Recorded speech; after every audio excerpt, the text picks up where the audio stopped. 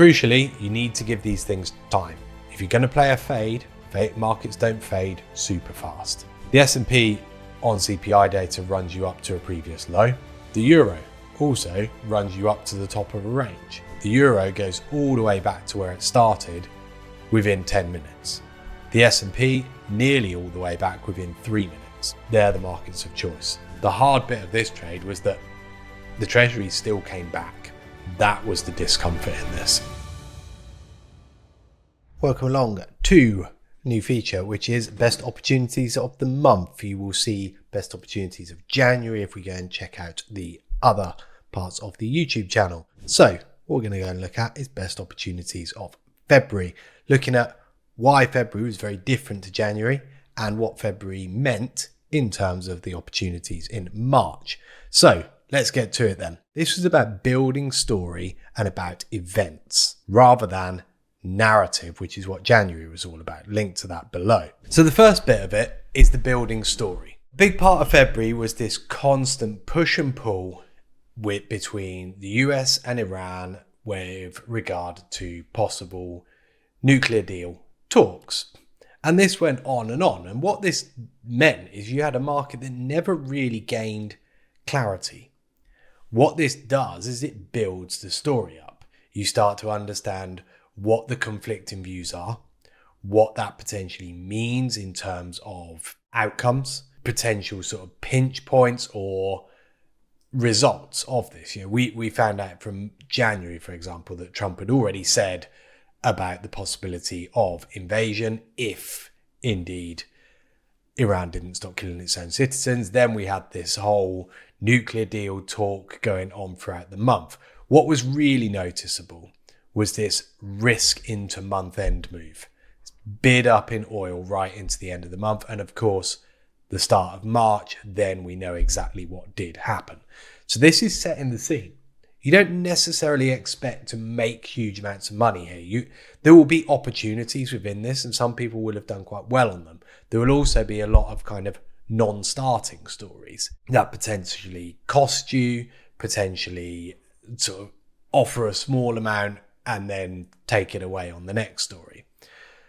Ultimately, oil still stayed within a relatively small range during this period. So if you're not trading oil, what were you trading? Narratives, bar the oil US-Iran narrative, were actually getting quite minimal. So the sort of big opportunities of March were much more about events, things that you could plan for, things that you knew when you could implement your plan and what exactly you would do in certain circumstances. This is, your kind of data trading, central bank trading, in the case of SCOTUS, trading a decision from a Supreme Court. But it's all the same type of approach. It's a facts rather than narrative approach. We do a whole load of training on trading data, trading central banks, trading narratives. Click on the link below, come check out a webinar on that. So let's go to it. 5th of January, 13th of January and 20th of January were some of the biggest opportunities when it came to fact trades. We had a Bank of England rate decision, we had a CPI data point, and we had the SCOTUS decision. So what I'm going to try and explain is why these opportunities arose and why you traded them in the way that people did. Starting off with the Bank of England. This was the 5-4 vote for an unchanged. Markets are there, gilt, cable and Sonia. Then we had the CPI fade. We're going to look at why you would have faded CPI on this. And then we're going to go and look at the SCOTUS decision and how you select a market to trade on that. Not an easy one, that. Right, Bank of England up first. This was probably your most straightforward. Very simply, we were expecting an unchanged in rates. So that's all clear, no expectation of a rate change. What matters is not whether they change rates. What matters here is the indication about the future. The expectation was that you would get a 7-2 vote. So the Bank of England votes on any kind of rate change. Expectation was 7 would upvote for an unchanged, 2 would vote for a cut. As it turned out, 5 voted for an unchanged, 4 voted for a cut. So you only need one more member to shift their vote and you get a rate cut. So this effectively increases the likelihood of a rate cut at the next meeting. That's the way that you want to go about interpreting these types of events. As you can see, we get this one very quick move. This is the kind of stuff that you're waiting for. Now, don't get me wrong. It's not an easy one to just go, oh, well, if it's a 5-4, you just sell it at the top. Nice quick sell up here. Get out down at the bottom. Wonderful winner. This is a 5-second chart. So with a 5-second chart, realistically, and this is a good way to approach any kind of data, you're not going to get in the first 5 seconds because you've got to read it and interpret it. So at best, you're getting in somewhere around here. There are ways that we sort of train people in terms of being quicker on this, in terms of understanding where to target and how to execute these types of trades, potentially getting in within that first 5 seconds. But realistically, you got to think about it like that that's what's on offer. Now, don't get me wrong, that's still a pretty hefty move. It's still nearly 50 ticks in the pound. That was your trade. This is what you call a classic smash and grab trade. Some people may well have tried to then hold on and play continuation on it. That's a decision you have to make. And that's a decision that, again, we discuss in a lot of our training and the pros and cons of doing one over another. So the Bank of England was relatively straightforward. You were looking basically for one number, and if that changed, there was a trade, and that's exactly what we got. So that's the first one. Next up, CPI. Now this was slightly different. CPI was a trade, or the trade on CPI came about because of the overall understanding of what's going on. And there's 2 key elements to this. One is the understanding of what the Fed is suggesting they're going to do in terms of rates. Broad expectation is, well, according to the dots, they're still going to cut twice this year. Now, when you get a very positive payrolls number, so this is not CPI, this is payrolls, we get a much higher than expected payrolls number, we get a lower than expected unemployment number. That is good news.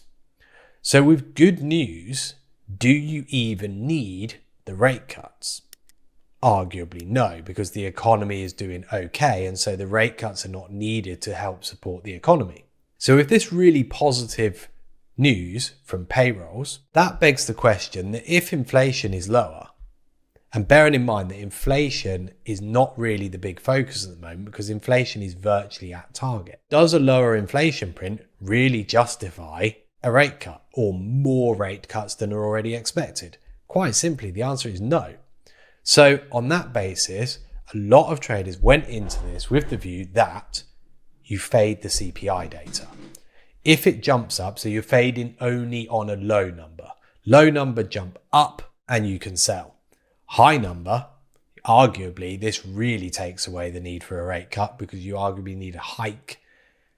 High number, drop, continuation. So basically, a lot of the view was that in many markets, this could be a sell whatever.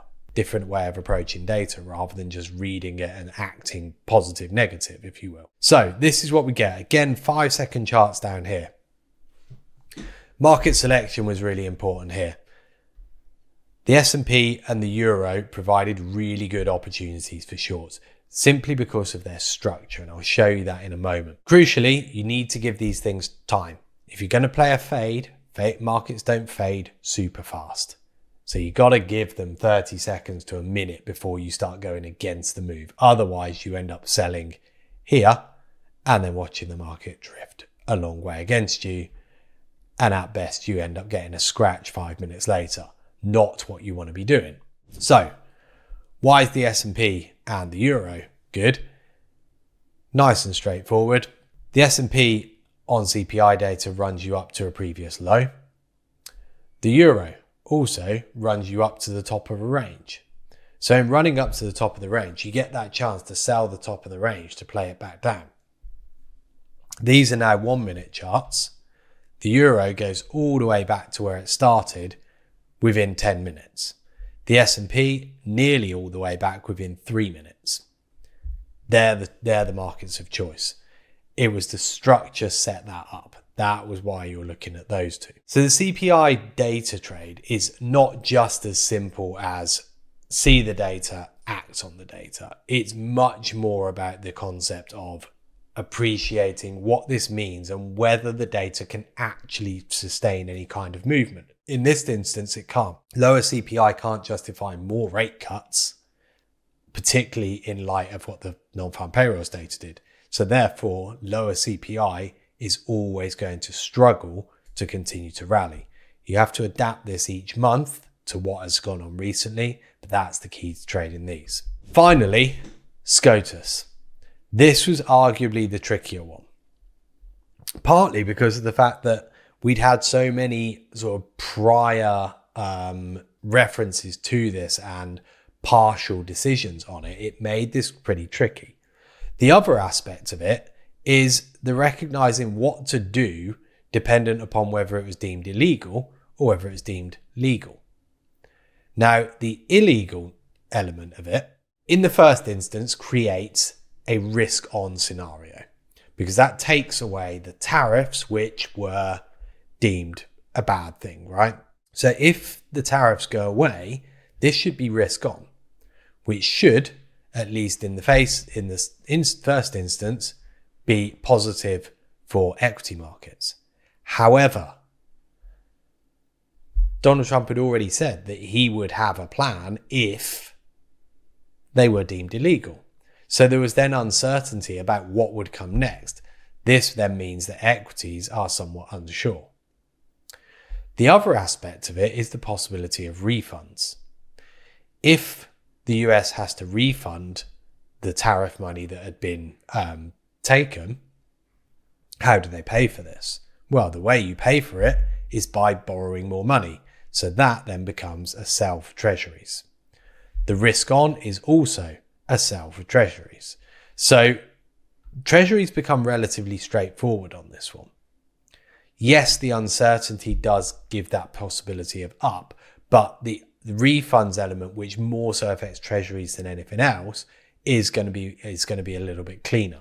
Euro dollar is not easy on this. If they're deemed illegal, the general sort of thought is up on the dollar weakness based on the refunds, and then down on the fact that we have more uncertainty. Not a clean one for the euro. A lot of traders sort of went into this with a view of not sure on the euro. Gold was generally seen as a little bit easier. Down on the illegal, on the taking away the risk or sort of the risk on play, and up on legal on the basis that it's now back to a sort of risk on type play. So gold is arguably more straightforward than euro. Treasuries were still the kind of default. If this was deemed legal, well, the first question is this anything we don't already know? Arguably not. So there was always that possibility of reversal. But there is the possibility for more tariffs if deemed legal, hence why you're looking at bid in gold, bid in treasuries, and sell off in S&P.